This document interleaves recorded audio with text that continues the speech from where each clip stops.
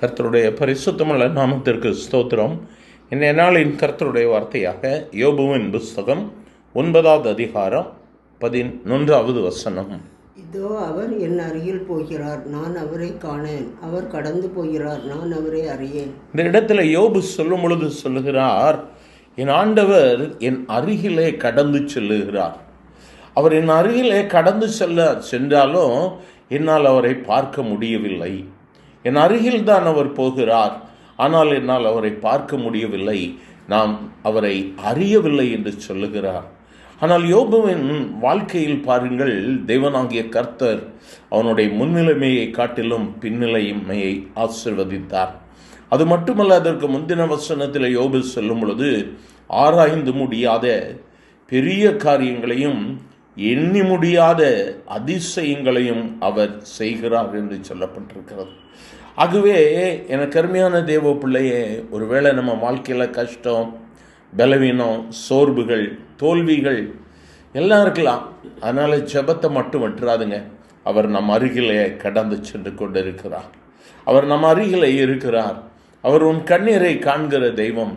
அவர் உனக்கு பதில் கொடுப்பார்.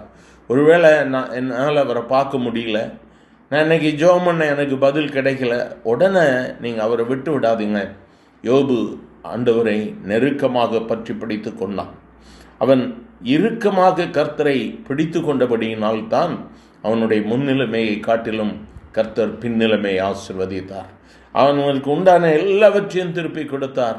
இந்த வார்த்தைகளை கேட்கிற தெய்வ பிள்ளையே, நீ கர்த்தருக்காக எதை இழந்து போனாயோ அதை அவர் உனக்கு திருப்ப கொடுப்பார். உன் வாழ்வில் அதை அவர் திருப்ப கொடுப்பார். இன்று நீ செய்ய வேண்டியதெல்லாம், அவரின் அருகில் இருக்கிறார், என்னோடு கூட இருக்கிறார், ஆகவே நான் பயப்பட வேண்டிய அவசியமில்லை என்று சொல்லி கர்த்தருக்காக நம்மை அர்ப்பணிப்போமானால் நிச்சயமாகவே நாம் அற்புதங்களை காண முடியும்.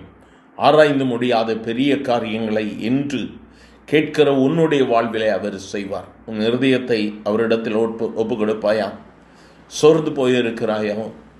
என்னுடைய காரியம் எல்லாம் நெகட்டிவாக நடக்குது, நான் எது எடுத்தாலும் முன்னேற்றம் இல்லை, தோல்விகள், பலருடைய வார்த்தைகளினால் நான் இன்னும் சோர்ந்து போகிறேன் என்று இந்த வார்த்தையை கேட்கிறாயோ? என்று கர்த்தர் உன் அருகில் கடந்து போகிறார். அவர் பெரிய காரியங்கள், யோபுவை விட நம்மளுடைய வாழ்க்கையில் கஷ்டம் வரல. இல்லை, யோபு எவ்வளவு தாங்கினார், ஆனாலும் கர்த்தர் அவரை பலப்படுத்தினார் அல்லவா? அதே கர்த்தர் இன்று உன்னை பலப்படுத்துகிறார். அவர் உன் அருகில் போகிறார், அவர் கடந்து போகிறார். நீ அவரை அறிந்து கொள்ள முடியும். நோக்கி பார்க்கலாமா? எங்கள் அன்பின் ஆண்டவரே, ஆசீர்வதிக்கப்பட்ட இந்த காலை வேளைக்காக நன்றியப்பா. உம்முடைய கரத்தில் அப்படியே ஒப்பு கொடுக்கிறோம் ஆண்டவரே. நீர் எங்கள் அருகில் இருக்கிறீர் என்பதை நாங்கள் அநேக வேளைகளில் உணர்ந்து கொள்ள முடிவதில்லை. சோர்வுகள், பலவீனங்கள், வாழ்வின் வருகிற கஷ்டங்கள், ஆனால் கர்த்தர் இந்த நாளிலே தயவாய் மன்னித்து உம்முடைய பிள்ளைகளை எழும்ப பண்ணுங்க ஆண்டவரே. ஒருவரும் உம்முடைய பாதியை விட்டு விலகி போகக்கூடாது. எல்லா பலவீனங்களில் இருந்து, கஷ்டங்களில் இருந்து விடுதலையை கொடும். ஆசீர்வதியும். இயேசுவின் நாமத்தில் பிதாவே, ஆமேன், ஆமேன்.